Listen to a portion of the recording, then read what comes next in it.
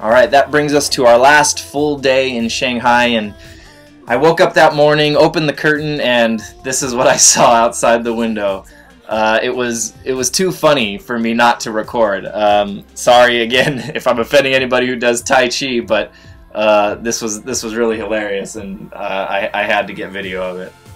I've never seen someone fight ghosts before. It was fascinating and scary. Who knew that ghosts could be defeated in slow motion? Yeah, I thought ghosts were faster. Apparently not. Another thing we noticed in Shanghai and Beijing is this bamboo scaffolding. That was an interesting feature. Yeah, not safe looking at all, but traditional.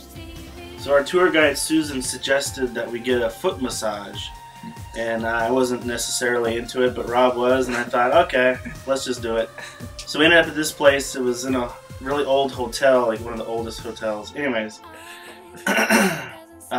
she bails out on us. She takes us there and is like, oh, my boyfriend's here, I gotta go. So. No, before that though, I have to say, she told us it was just going to be a short walk to this place. And I don't know if you remember our pictures and video of Nanjing Road before.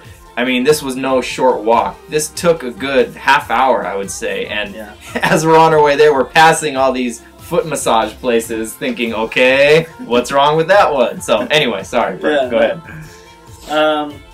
So they took us in, they squeezed us in, they were busy. They ended up taking us in this back room that was empty. We're in this cramped little room. These two people come in. One's a dude, one's a girl, and I'll give you one guess as to who got the dude. First, we sat on this stool and put our feet in this little soaker bath, and then tour guide takes off, and we're just stuck with these two people who do not speak English. And at this point, I'm pissed because it really was my idea to go along with it. I mean, she suggested getting the massage, but I was the one who thought, oh, this might be a cool thing to do. We're in China, you know, we'll probably never be here again. And then, like Brent said, she bails. Her boyfriend's there to pick her up, and now, all of a sudden, I'm doing the gayest thing I've ever done. Getting a foot massage with my best friend in the cot next door. Excuse me, I had the guy. I believe I had the gay trophy that night. So, anyway, so at this point, I'm super pissed. Yeah. So, the guy tells me to lay down on the bed, on my back, and then first thing he does is grab my shirt and try to lift it up, and I stop him. I said, what? And he pulls on my belt. Like, you want me to take off my belt? And he nods, yes. So I take off my belt. And it went downhill from there. It was just like, oh boy. I told Rob later, I thought, this is going to be one of those moments that we don't speak of to anyone. It's funny because I overheard the belt comment and was just immediately like, oh man, what is going on? I thought we were getting foot massages. Yeah. So, turns out, I think he just wanted to loosen up the circulation or something because the pants stayed on, thank you. And then he goes to work on my feet. And he starts rubbing like you would expect a massage to be. But then he started slapping my feet like it was a dead fish or something. And I have to tell you, at this point, I'm dying on the next cot because I'm trying so hard not to laugh. I can't face Brent. My face is facing the other way because I can't even see him in my peripherals or I'd lose it. And all of a sudden, I just start hearing these smacks. And the thought of some dude just smacking Brent's feet just put me over the edge. It was too funny to not laugh. And meanwhile, I'm thinking this girl who's doing my feet probably thinks I'm crazy because I'm just laughing. Oh man, so funny. Yeah, I've never really gotten a full professional massage before, especially a foot massage. So I don't know if what he was doing was supposed to feel good, but it wasn't. I can slap my own feet. I don't need some Asian dude to do it for me. Pay him to do it.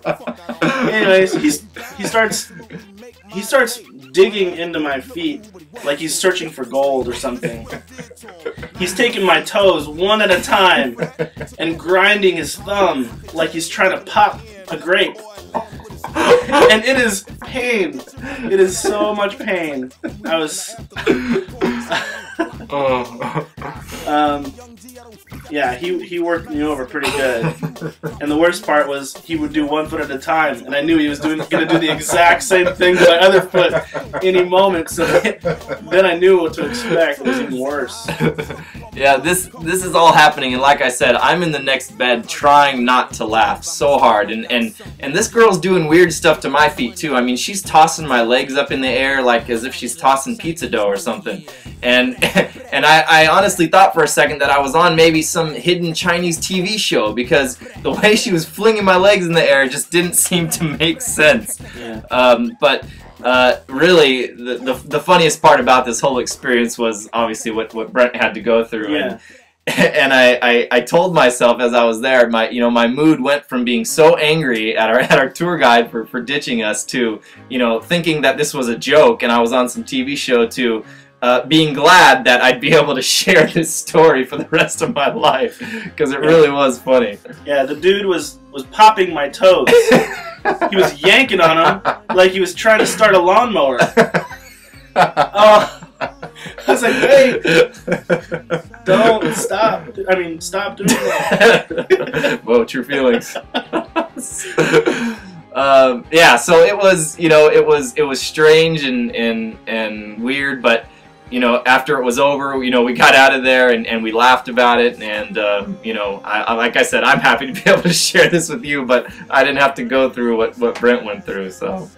Never anyway. again. Never in China, never in life.